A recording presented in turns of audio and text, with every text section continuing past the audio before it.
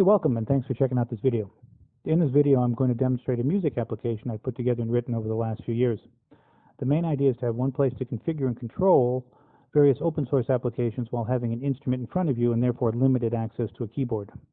These are some patches I've put together. The patches can be triggered by a touchscreen, a MIDI foot pedal, the Fishman triple play, or patches and settings can be added to music files to trigger when the page is opened. Here I will show you some of the way these patches can be used to control applications. For audio processing, we're using GuitarX, Fluid Synth for the MIDI sounds, and Super Looper, of course, for looping. The tempo is synced across applications. When it is changed in the Live Music app, either manually or by loading a music file with a tempo change in it, you will see that all the applications update. Here we're using Hydrogen for our drum machine, and you can also see the tempo. And just as an example, I'll show you a Katya, which shows you the setup of how everything's connected. And the nice thing is you don't have to make these connections manually. There's one command, it will start everything and hook all these connections together every time. So you just run the program and then just start playing. Okay, let's look at the patches that I've already made. First, we'll start with the audio patches. Here, we're going to change GuitarX. First, we'll do a jazzy patch. Switch to a distortion patch. We can also control MIDI sounds. Here's a breath sound. Here's a synth sound. In addition to controlling sounds, we can control which effect the expression pedal will handle. I have one expression pedal, and I can use that to control master volume, guitar preamp volume, MIDI volume, and effects like wah or distortion. As you can see, I'm moving the expression pedal, and you can see the specific effect is changing. Patches can also be changed together. When I select the wah patch, which sets the crybaby in GuitarX, the expression pedal also gets mapped to the wah effect. In addition, we can use the patches to control transports like a drum machine, looper, wah, auto wah, whatever. You may notice that the button layout looks a little like a fretboard. That's because instead of carrying a large pedal board with me all the time, I use the Fishman triple play to trigger patches. When I press the up arrow on the triple play, the master volume gets muted and the next note gets changed to a patch select. In addition, the button screen is completely modifiable using Glade.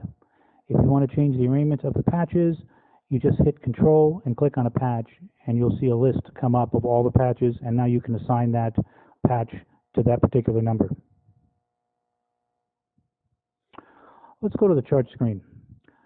These are just HTML. You can set them up any way you like.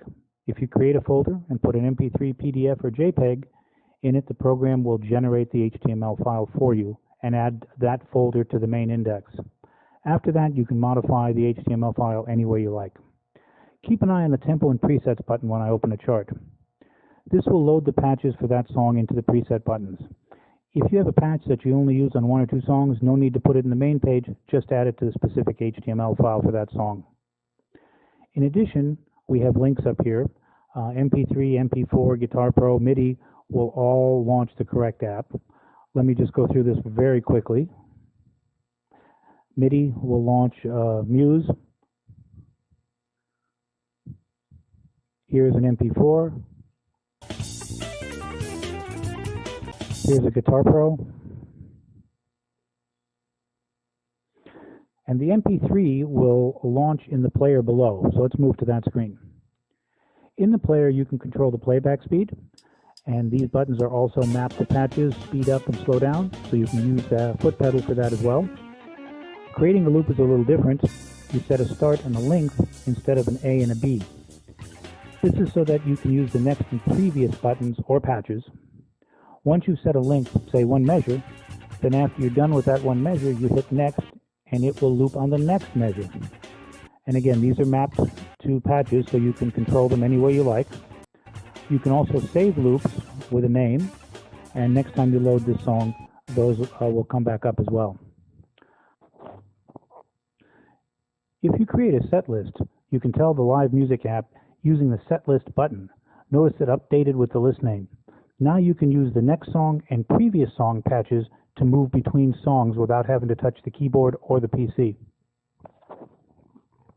All right, let's go take a quick look at the looper. Here is one song that I have a looper file in. When I open the song, it will load the looper. This particular file has no audio. It's just the structure. You can save the file with audio so that when you load it, you already have audio included. One of the biggest problems I have using a looper is making sure you hit the button at just the right time. To avoid this, you can add the count in beats and loop length to the HTML file. As you can see here, this song has 8 beats of count in and 16 bits of loop. All you have to do is hit trigger count in. This patch is also chained to the loop screen, so it will take you automatically to the looper as soon as you hit it.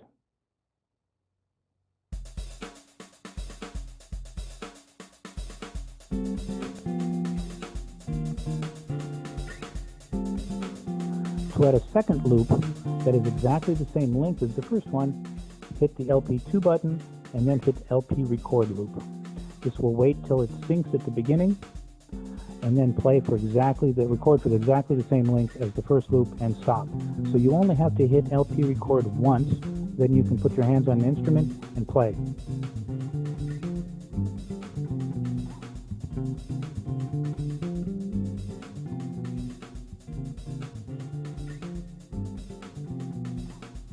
A couple of other things I can show you. I have a scale and fret finder here. By selecting the root note, the type of scale or chord, and the position, it will show you where the various root, third, fifths, whatever in that area of the fretboard are. And the last screen here, these are the preferences screen. I'm not going to get into any detail right here, but this is where you can create all the patches. In addition, you can create multiple outputs, MIDI outputs, for example, and then when you create a patch, you can direct a patch to whatever output you like. Anyway, if there's interest, I'll be happy to go into more detail, but at this point, thank you for listening, and please leave feedback. Thank you very much.